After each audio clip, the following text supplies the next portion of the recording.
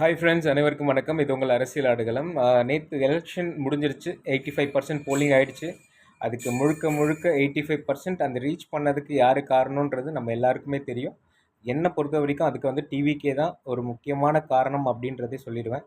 ஆனால் எனக்கு நேற்று டிபேட்டில் பார்க்கும்போது கொஞ்சம் சிரிப்பாக தான் இருந்தது. ஏன்னா அவங்க வந்து ஏடிஎம்கேக்கு அதற்கு பார்ட்டிஸ்க்கு வந்து நான் கிரெடிட் கொடுப்பேன், ஆனால் டிவிகேக்கு மட்டும் அந்த கிரெடிட்டை கொடுத்துட மாட்டேன் அப்படின்ற போல் ரொம்ப ஸ்ட்ராங்காக பேசிகிட்டு இருந்தாங்க.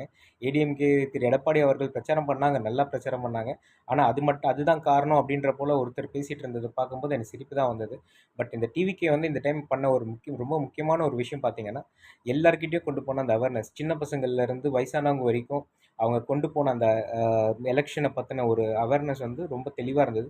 ஸோ கால்ட் தற்குரீஸ்னு அப்படின்னு சொல்லி நிறைய பேர் வந்து உங்களை மட்டம் தட்டி இருந்தாலும், இந்த வகையில் நீங்கள் வந்து ரொம்ப சூப்பராகவே செயல்பட்டிருக்கீங்கன்றது வந்து இந்த எலெக்ஷன் போலிங்கோட பர்சன்டேஜை வச்சே தெரியுது. இதை வந்து யார் இல்லைன்னு சொல்லி மறுத்தாலும் சரி, அது தப்பு, அது பொய் தான்.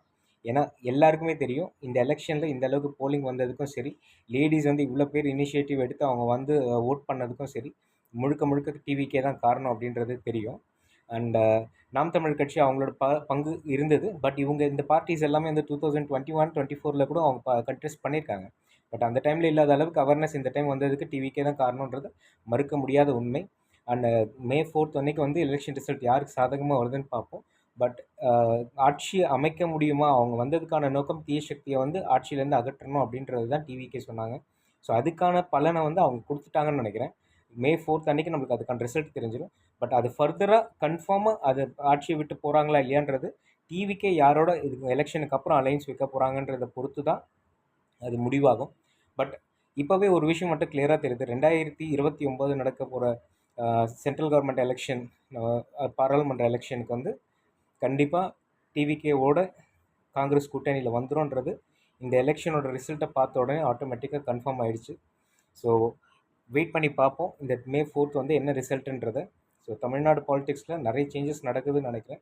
நேற்று சிவகுமார் சார் பேசினது வந்து ரொம்ப சரியான விஷயம். ஒரு 1 வீக்குக்கு முன்னாடி அவர் பேசியிருந்தாருன்னா இன்னும் நல்லா இருந்திருக்கும்.